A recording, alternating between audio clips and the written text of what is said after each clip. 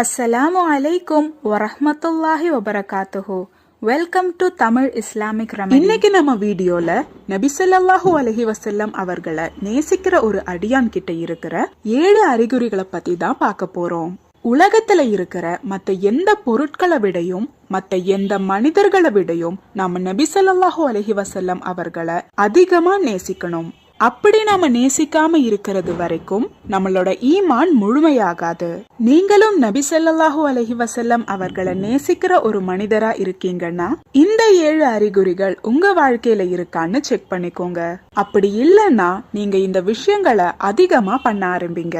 நபி ஸல்லல்லாஹு அலைஹி வஸல்லம் அவர்களை நேசிக்கும் ஒரு மனிதர்கிட்ட இருக்கிற முதல் முக்கியமான அறிகுறி நபி ஸல்லல்லாஹு அலைஹி வஸல்லம் அவர்களை அதிகமா நினைவு கூறுவது. நாம யார உண்மையிலே நேசிக்கிறோமோ அவங்கள பத்தி தான் நாம அதிகமா யோசிப்போம். 2வது, நபி ஸல்லல்லாஹு அலைஹி வஸல்லம் அவர்களை பின்பற்றுவது. நபி ஸல்லல்லாஹு அலைஹி வஸல்லம் அவர்கள் நமக்கு கற்றுத்தந்த துஆக்களை ஓதுறது, நபி அவர்களோட சுன்னத்துகளை பின்பற்றுவது, சுன்னத்தான தொழுகைகளை அதிகப்படுத்துறதுன்னு இந்த விஷயங்கள் எல்லாமே இதுல உள்ளடங்கும். 3வது, நபி ஸல்லல்லாஹு அலைஹி வஸல்லம் அவர்களை புகழ்வது.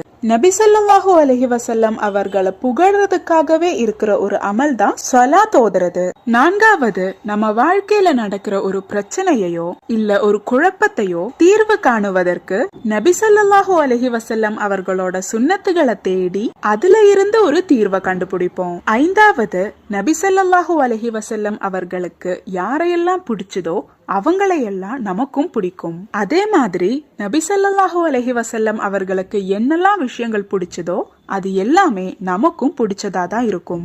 6வது, நபி ஸல்லல்லாஹு அலைஹி வஸல்லம் அவர்களோட பெயர் எங்கெல்லாம் உச்சரிக்கப்படுதோ அந்த இடங்கள்ல நீங்க மரியாதையோட நடந்துக்கணும். அப்படின்னா நபி ஸல்லல்லாஹு அலைஹி வஸல்லம் அவர்களோட பெயர் எங்கேயாவது உச்சரிக்கப்பட்டதை நீங்க கேட்டீங்கன்னா உடனே ஸல்லல்லாஹு அலைஹி வஸல்லம் அப்படின்னு ஒரு ஸலாத்தை ஓதணும்.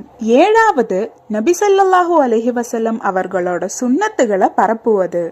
இந்த 7 விஷயங்களும் உங்களோட வாழ்க்கையில இருக்கு அப்படின்னா கண்டிப்பா நீங்க நபி ஸல்லல்லாஹு அலைஹி வஸல்லம் அவர்களை ரொம்பவே நேசிக்கிற ஒரு அடியாராதான் இருக்கணும். அல்லாஹு தஆலா நாம் அனைவருக்கும் நபி ஸல்லல்லாஹு அலைஹி வஸல்லம் அவர்களின் கைகளை பிடித்து சுவனம் செல்லும் அற்புதமான வாய்ப்பை தந்து அருள் புரிவானாக. ஆமீன்.